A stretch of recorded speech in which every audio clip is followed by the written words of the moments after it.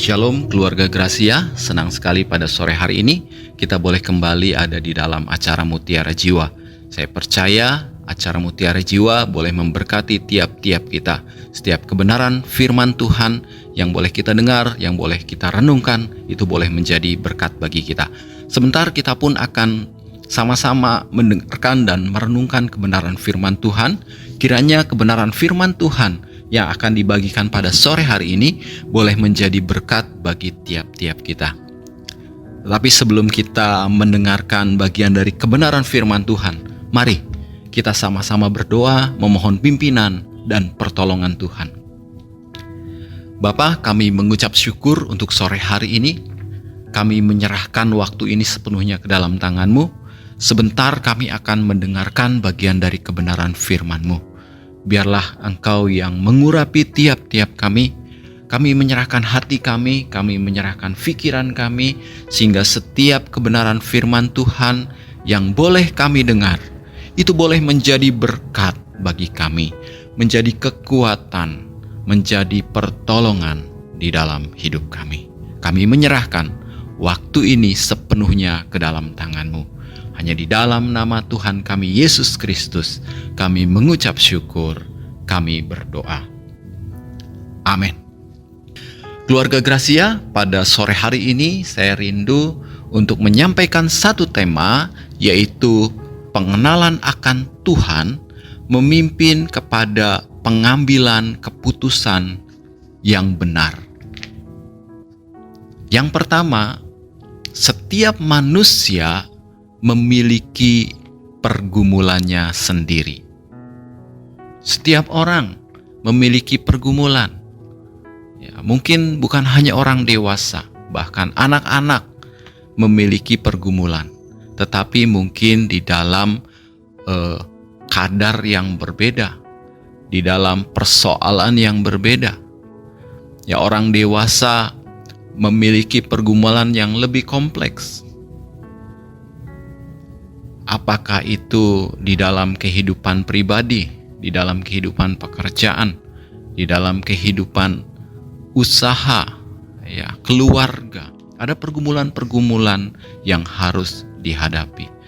Dan setiap orang memiliki pergumulannya masing-masing. Pada sore hari ini kita mau belajar dari satu tokoh, yaitu Nabi Yeremia. Yang saya ambil kebenaran firman Tuhan pada sore hari ini dari kitab Ratapan pasalnya yang ketiga, ayatnya yang ke-17 sampai dengan ayatnya yang ke-21, di mana Nabi Yeremia pun memiliki pergumulan di dalam hidupnya, bahkan pergumulan di dalam bangsanya yang menjadi beban bagi Nabi Yeremia. Saya akan bacakan Ratapan 3 ayat 17 sampai dengan ayat 21. Dikatakan demikian. Engkau menceraikan nyawaku dari kesejahteraan.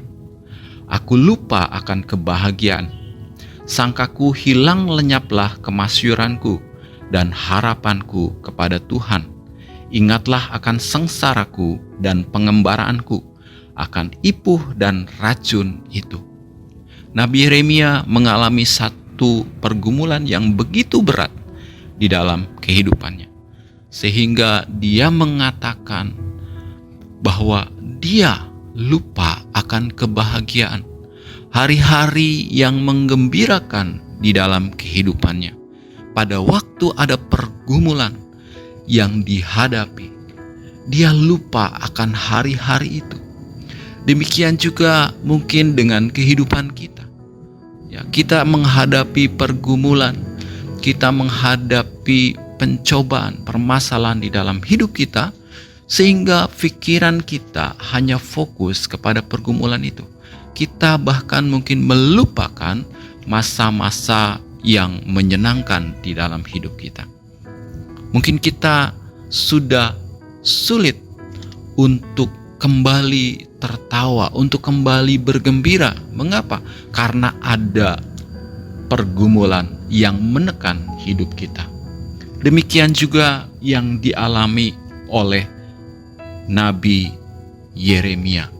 Dia mengalami pergumulan yang begitu berat sehingga dia lupa akan kebahagiaan. Sehingga dikatakannya, hilang lenyaplah kemasyuranku dan harapanku kepada Tuhan. Ya, dia sudah merasa desperate, ya sudah merasa putus asa. Seakan-akan sudah tidak ada pengharapan lagi di dalam kehidupannya. Itulah yang biasa dirasakan oleh orang-orang yang menghadapi pergumulan yang berat. Bahkan ada juga orang-orang yang akhirnya mengalami depresi karena mengalami tekanan yang begitu berat memenuhi pikirannya, memenuhi hatinya, sehingga mengalami kecemasan dan ketakutan begitu rupa. Dan hal ini pun dialami oleh Nabi Yeremia, sehingga dia katakan, hilang lenyaplah kemasyuranku dan harapanku kepada Tuhan. Kalau orang sudah kehilangan pengharapan, sesuatu yang sangat-sangat berat untuk dihadapi, karena pengharapan itu adalah satu semangat hidup di dalam kehidupan manusia. Pada waktu manusia kehilangan pengharapan, maka dia mengalami keputusasaan. Itu juga yang dialami oleh Nabi Yeremia. Tetapi Nabi Yeremia memiliki satu hubungan pribadi dengan Tuhan. Ayat 19 dikatakan, ingatlah akan sengsaraku dan pengembaraanku, akan ipuh dan racun itu. Bagaimana Nabi Yeremia berseru kepada Tuhan di tengah-tengah keputusasaannya. Dikatakan, ingatlah sengsaraku dan pengembaraanku. Dia berseru kepada Tuhan, mohon belas kasihan Tuhan. Jadi keluarga Gracia, setiap manusia memiliki pergumulannya sendiri. Tetapi yang kedua adalah sebagai orang Kristen atau sebagai orang yang sudah mengenal Tuhan, yang memiliki hubungan pribadi dengan Tuhan, memiliki tanggung jawab atas keputusan atau respon yang diambil. Nah, ini penting sekali keluarga Gracia, karena kita tidak hidup sendiri di dalam menghadapi pergumulan-pergumulan kita. Bahkan pada waktu kita mengenal Tuhan, kita bertumbuh, lalu kita juga mengenal janji-janji Tuhan. Bahkan juga mungkin kita mengecap kebaikan-kebaikan Tuhan di dalam hidup kita. Kita sudah merasakan kebaikan-kebaikan Tuhan di dalam hidup kita. Karena itu yang kedua, orang Kristen memiliki tanggung jawab atas keputusan-keputusan yang diambil. Ya, berdasarkan apa? Berdasarkan pengenalannya akan Tuhan. Kita akan kembali melihat tokoh Nabi Yeremia ini. Pada waktu dia mengalami kesulitan, bahkan tadi dikatakan dia mengalami keputusasaan, harapannya kepada Tuhan seakan-akan hilang. Ya, tetapi pengenalannya akan Tuhan membawa kepada satu keputusan yang bertanggung jawab dari Nabi Yeremia. Di ayatnya yang ke-21, dia mengambil satu keputusan. Sampai dengan ayatnya yang ke-24 saya akan bacakan. Tetapi hal-hal inilah yang kuperhatikan. Oleh sebab itu aku akan berharap. Tak berkesudahan kasih setia Tuhan. Tak habis-habisnya rahmat-Nya. Selalu baru tiap pagi. Besar kesetiaan-Mu. Tuhan adalah bagianku, kata jiwaku. Oleh sebab itu aku berharap kepadanya. Keluarga Gracia yang saya kasih dalam Tuhan, Nabi Yeremia mengambil satu keputusan di dalam hidupnya pada waktu dia mengalami pencobaan, pergumulan, kesulitan. Keputusannya adalah, tetapi hal-hal inilah yang kuperhatikan, oleh sebab itu aku akan berharap. Di dalam pergumulannya yang begitu berat, dia mengambil keputusan bukan lagi melihat kepada pergumulannya, bukan lagi melihat kepada kesulitan yang sedang dihadapi oleh bangsanya, yang sedang dihadapi oleh pribadinya, tetapi dia mengambil satu keputusan untuk memperhatikan hal-hal ini, yaitu di ayat yang ke-23, tak berkesudahan kasih setia Tuhan, tak habis-habisnya rahmatnya, selalu baru tiap pagi, besar kesetiaanmu. Tuhan adalah bagianku, kata jiwaku. Oleh sebab itu aku berharap kepadanya. Nabi Yeremia mengambil satu keputusan di dalam hidupnya pada waktu menghadapi pergumulan dan permasalahan yang mungkin dalam tanda petik saat itu belum ada jalan keluar di dalam hidupnya. Demikian juga di dalam kehidupan kita, keluarga Gracia. Seringkali kita diperhadapkan dengan persoalan dan pergumulan yang kita belum melihat jalan keluarnya. Kita belum melihat titik terangnya. Ya, beberapa saat waktu yang lalu saya mengalami pergumulan yang sama. Ya, yang saya lihat belum ada titik terang. Ya, saya sampaikan kepada keluarga, saya katakan pergumulan ini belum ada titik terang, belum ada jalan keluar.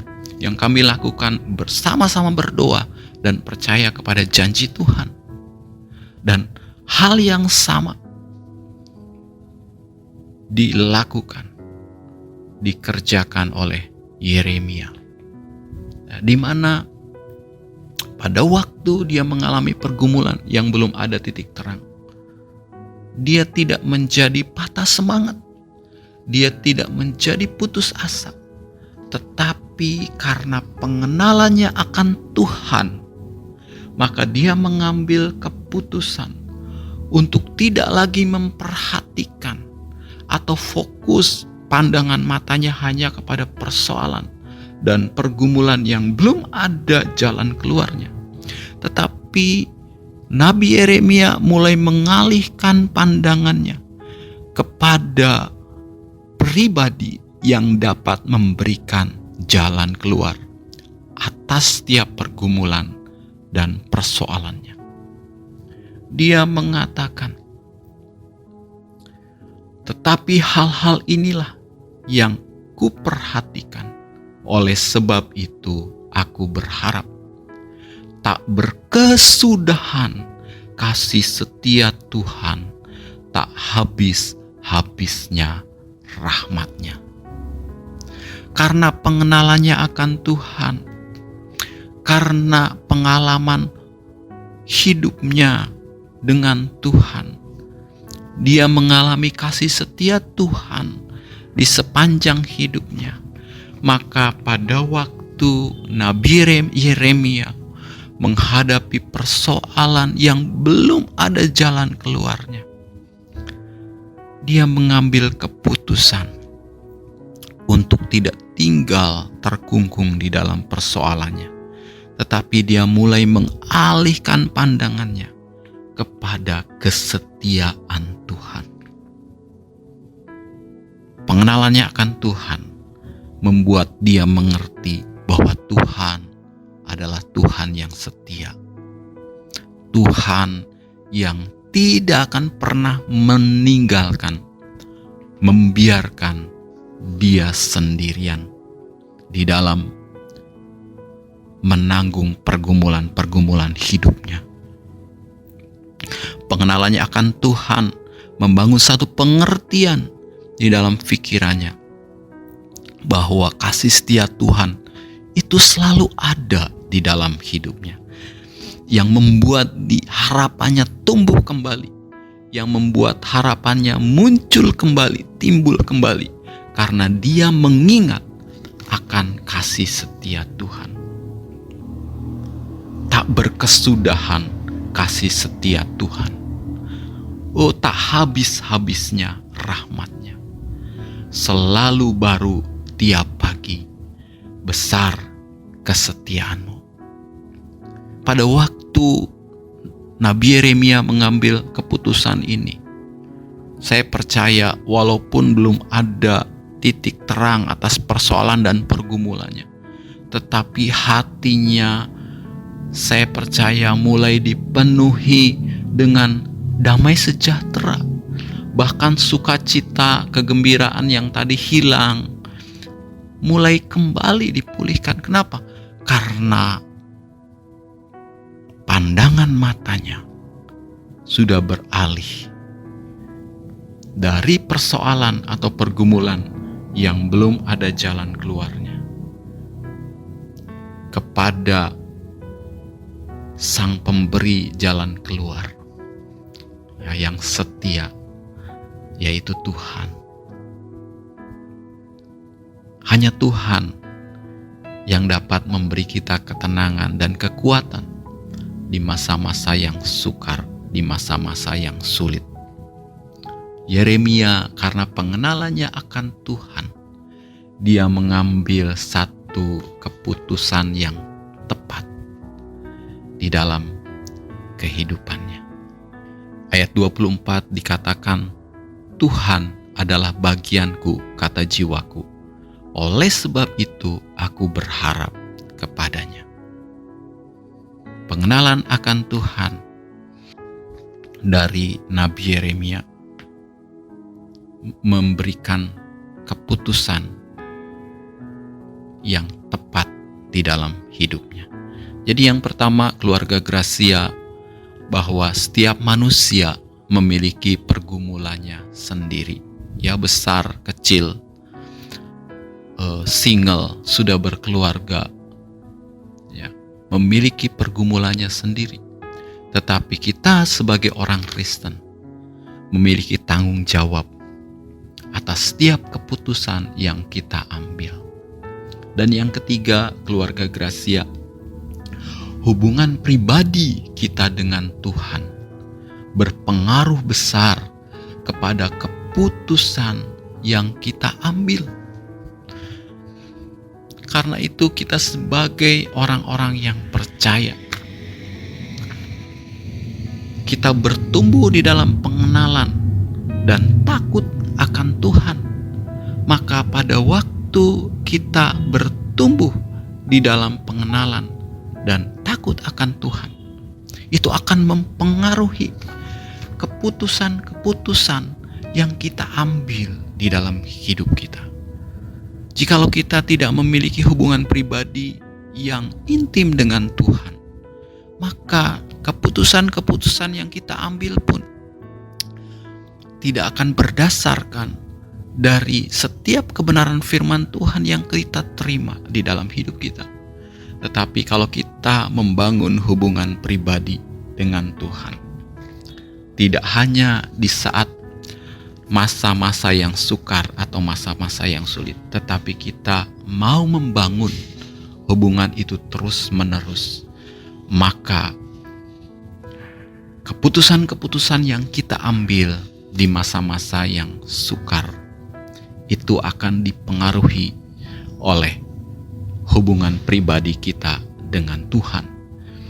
Di dalam Yohanes pasalnya yang kelima, ayatnya yang Yohanes pasalnya yang ke-15, ayatnya yang kelima sampai dengan ayatnya yang ke-8 dikatakan demikian.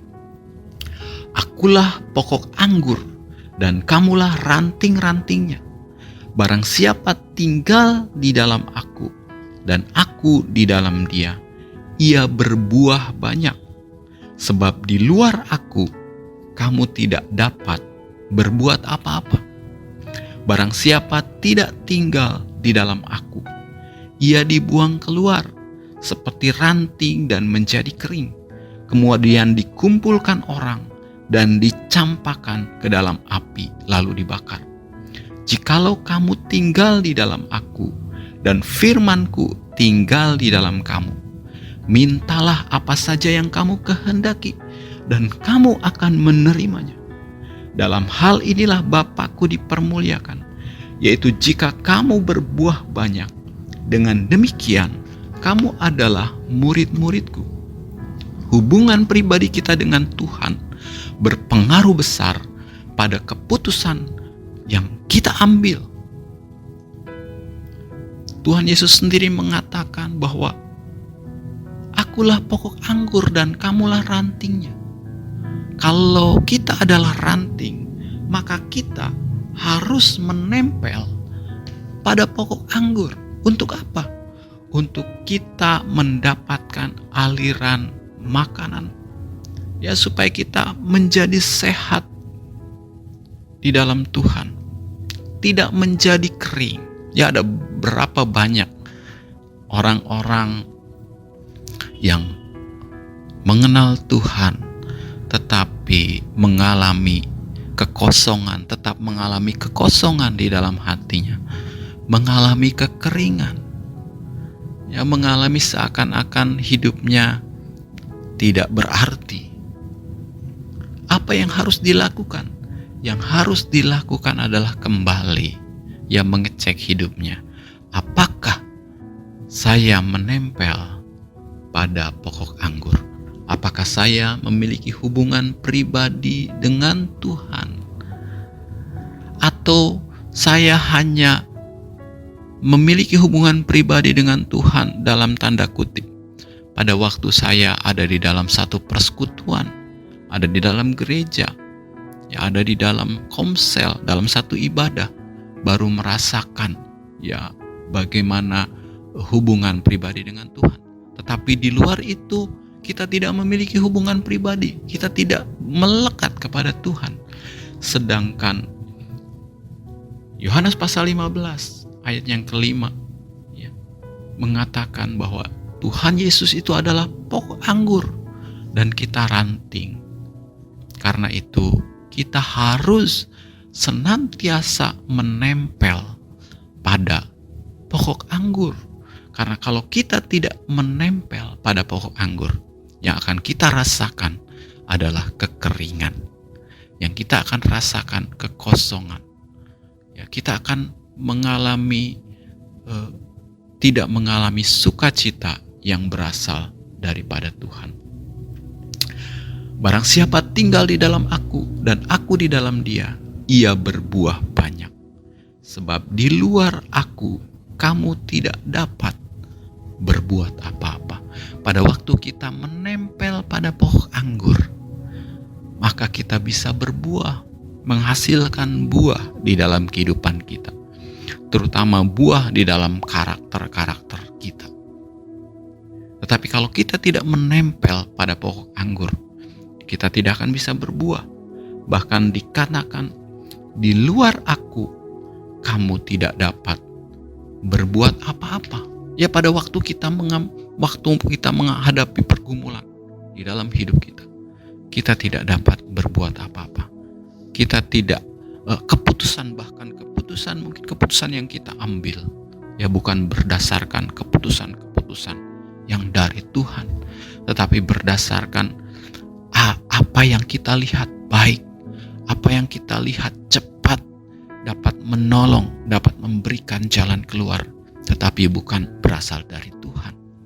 Bukan keputusan yang akhirnya membuat kita semakin dekat dengan Tuhan, tetapi keputusan yang akhirnya membuat kita semakin menjauh dari Tuhan. Jadi keluarga Gracia, hubungan pribadi kita dengan Tuhan berpengaruh besar kepada keputusan-keputusan yang kita ambil. Karena itu, mari kita membangun hubungan pribadi kita dengan Tuhan. Lalu yang keempat, keputusan yang berdasarkan kebenaran firman Tuhan, yang berdasarkan hubungan pribadi kita dengan Tuhan, akan membawa hasil yang benar.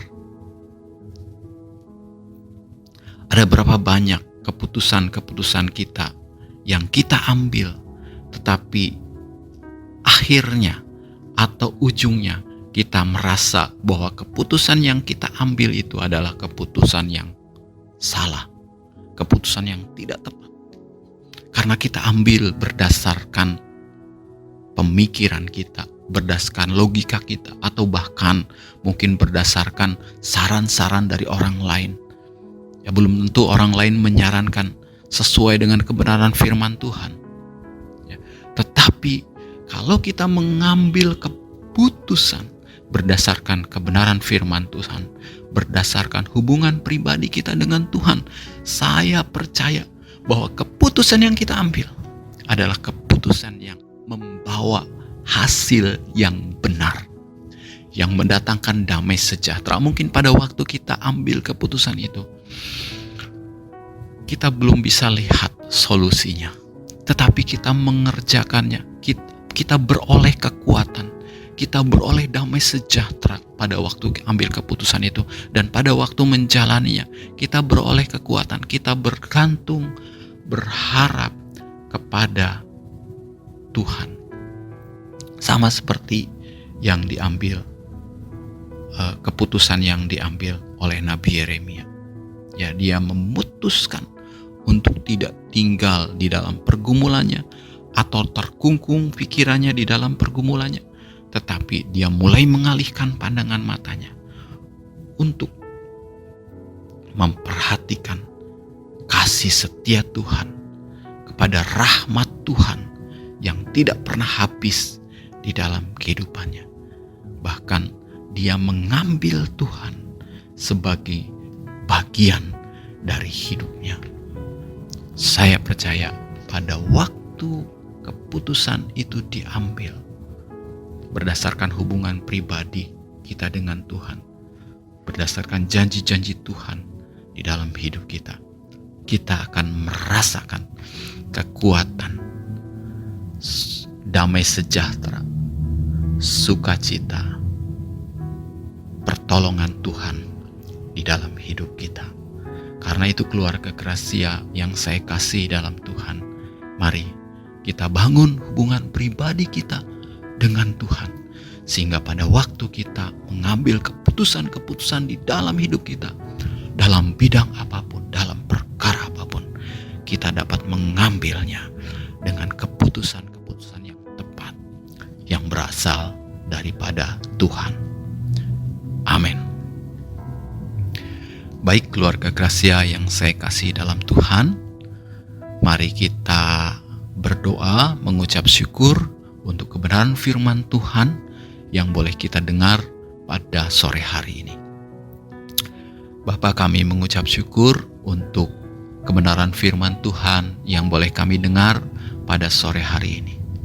Biarlah kami boleh belajar untuk terus membangun hubungan pribadi dengan Engkau, sehingga kami boleh bertumbuh di dalam pengenalan akan Engkau dari hari ke hari.